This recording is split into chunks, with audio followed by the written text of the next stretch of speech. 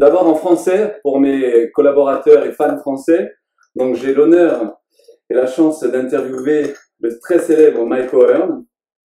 Donc voilà, tous les fans de Bodybuilding Rules, je pense que vous apprécierez. Et maintenant, je vais commencer en anglais. Donc, once again, I'm proud and honored to present to the French fan a personality of bodybuilding and fitness in the United States. Strongman, powerful bodybuilder with harmonious proportion, and a TV man cover model magazine that we cannot count. I mean, the famous Mike O'Hearn. Bonjour, bonjour. Bonjour, Mike. So, hello, Mike. Once again, thank you for all the French fans and French fans of Bodybuilding Rules magazine to accept my interview and be included in our bodybuilding star category. Can you tell to the French readers who is Mike O'Hearn, how and at what age did you decide to build this superhero body? Yeah, I would say Mike O'Hearn is a big kid at heart, and that's basically me, and it's somebody that's lived his life, living his dream. And I first started lifting when I was 9 years old, from a family of 9, and all my sisters and brothers worked out. My parents both worked out. My dad was a football player and a bodybuilder, and my mom was into martial arts. So we all started very young. This is something, yeah. So by the time I was 11 and 12, I already started competing in Olympic lifting. Okay. By 13 and 14, I started competing in powerlifting. And at 14, I actually stepped on the stage for the first time and bodybuilding. And which really got me to love the sport because of the fact that I went in at 14 and I beat 20 other teenagers that were all 19-year-olds. So it was one of those things where I was like, okay, I kind of like this. And then as a power lifter, being 14 years old and going in and winning my first powerlifting meets just motivated me. I knew I found something that I loved. I was looking at the magazines at that age and, you know, like all of us, looking at Arnold and that whole crew of Robbie Robinson and the greats back then. It's something that... Some French bodybuilders, like Serge Nubret? Serge Nubret. Ah, beautiful physiques. Beautiful. I love that he got... I love that he took second at the Olympia. In 1975. Yeah. In Africa. Which I thought he should. I thought he should beat Lou. I'm always more particular. I like the beautiful physique. The artwork of it. Aesthetic physique. I think it's a sport. I don't believe bodybuilding is a sport. I believe it is a art show. And you're creating that piece of art. And then it's up to people. They like the physique or they don't like the physique. It's art. And I thought Serge had a beautiful physique. I think so. And I think like you, that bodybuilding not just lifting weights. It's like a lifestyle, you know, as you say often. Yeah, I'd say it's definitely been my lifestyle. You know, I've been doing it for 30 years, so it's something that I love, and it's got me to live my dream and passion. Wake up every morning wanting to do it. People ask me, how do you keep motivated? And I'm living my dream. That motivation's just inside of me. So that's kind of like how I started. That's when I started competing, and I just never stopped competing. My beginning years, I was 17, 18, 19 years old powerlifting, and I was winning everything, so I stopped competing against the teenagers and only competed against the men. And it was the same way for bodybuilding. By the time I was 19, I was winning all the shows, so I started competing against the men and beating them. And shortly after that, Joe Weider, the famous Joe Weider, saw me and asked me to come down to California and put me under contract. And ever since then, you know, just been doing modeling, television, and training. This is my next question. You have an amazing career in this in sport industry. You are comfortable with dumbbell as a camera, and I said before, top model. actor, trainer, writer for muscle and fitness too. Can you tell us if you imagine this when you was a teenager, writer, top model, not only a powerlifter or bodybuilder? As a teenager and those young, 13, 14, 15-year-olds, when I was that age, I knew I wanted to do what I'm doing. I knew sports because I competed in martial arts and wrestled and did football and powerlifting. I knew this is what I wanted for a life. I was not going to do a 9-to-5 job. So growing up also, I grew up with dyslexia. So the sports was much easier for me than the studying, just because dyslexia is a reading disability. And so I had a hard time growing up with that. So I really focused on the athletic part. So when you said something about I'm now a writer for Muscle and Fitness and Inside Muscle and Power Magazine, I never saw that coming. I never saw this guy that was a sports, but it's the knowledge I've picked up over the years, and it's the 30 years of lifting. So it's nice if the fans and the people and the readers love that knowledge that I've got to put out there, and I try to do it in such an easy, basic term, so they, it's not science. This is pretty simple stuff. If you do it too on your Facebook wall too. I saw regularly your Facebook, and it's a pleasure. You are probably the most photographed top model in the world of bodybuilding and fitness industry, and you represent the American Gladiator, having interpreted Thor and Titan. What is your best memory through this fantastic journey? Wow, that's one of your best memory. There's so much. I think it's those small moments. I don't know how to express it, but I've been doing this for a long time, and there's so much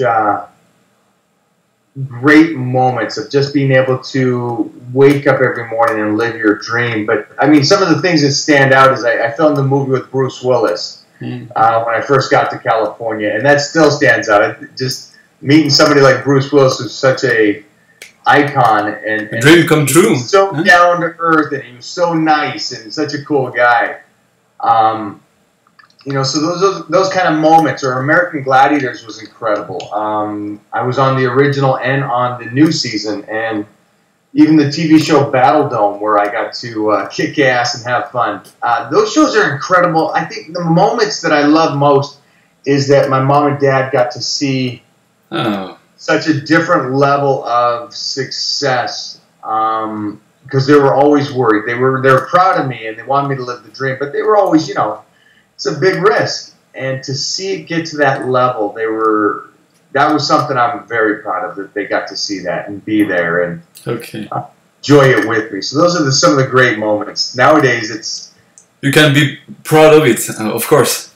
Yeah, and all your family, fans, friends, and so on. Yeah, it's a cool thing. It's and then beyond that, I'm a very open and outgoing kind of fun guy, and it's nice that the fans actually pick that up.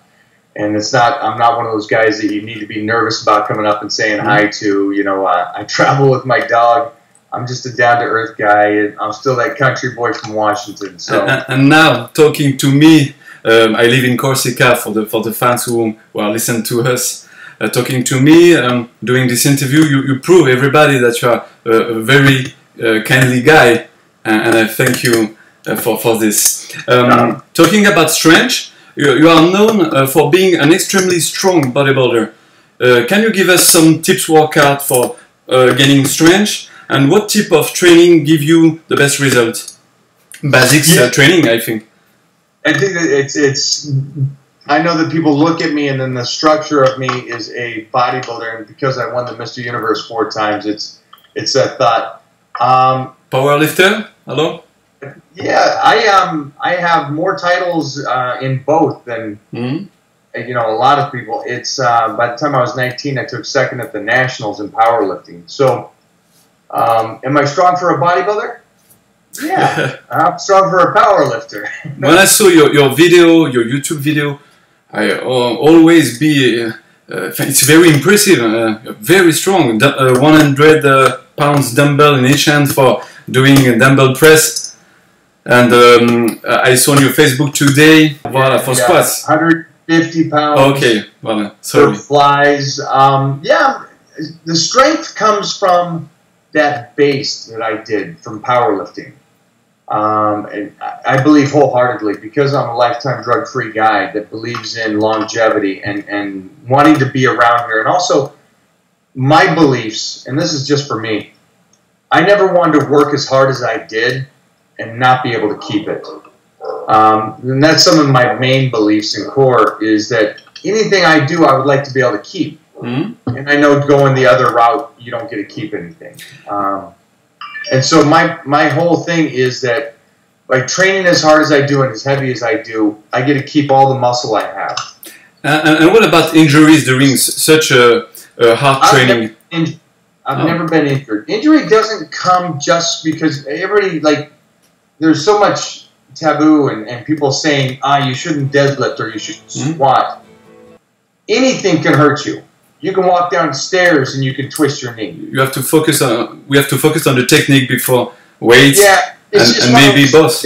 Yeah, people think that you're going to get injured by doing squats and deadlifts. No, actually, those exercises, those core exercises, compound movements, actually make your body stronger.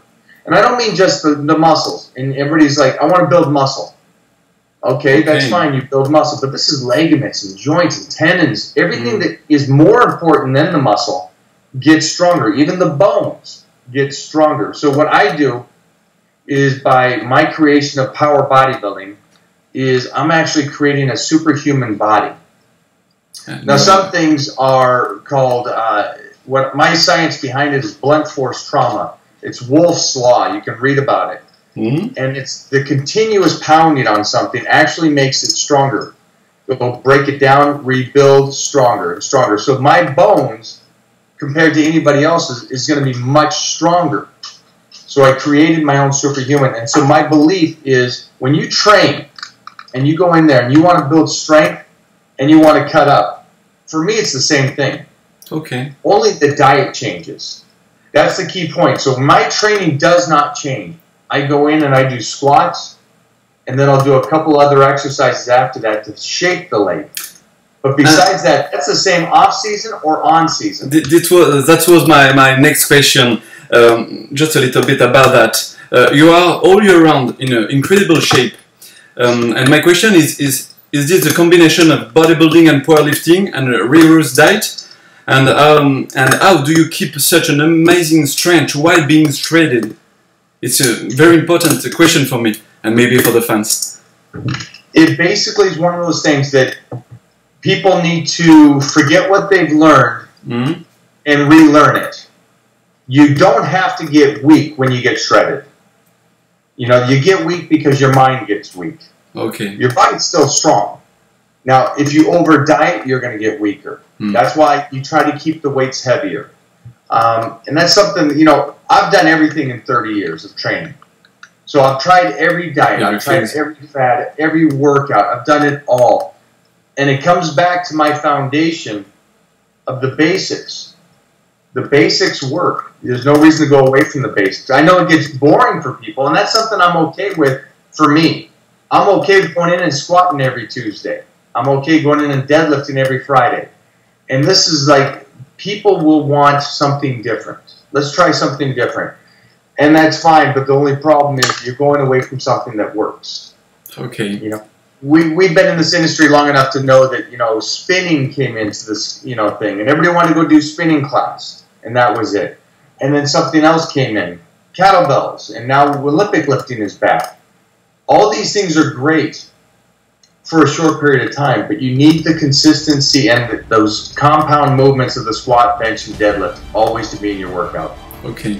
And it's weightlifting. Lift some weight. Don't be scared. No, I'm not scared, and I hope the fans too. Talking about animals, like me, and I think so many people, you around us, you love animals very much.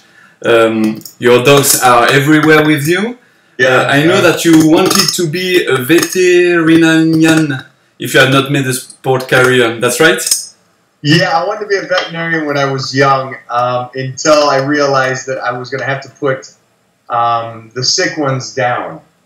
And that's something I said, okay, I probably can't be a veterinarian. I just want to take care of all the healthy ones. But yeah, what I did do is, my charity is that I visit hospitals and spend time with people that are ill and kids that have illnesses. And what I do is I take my dogs in there.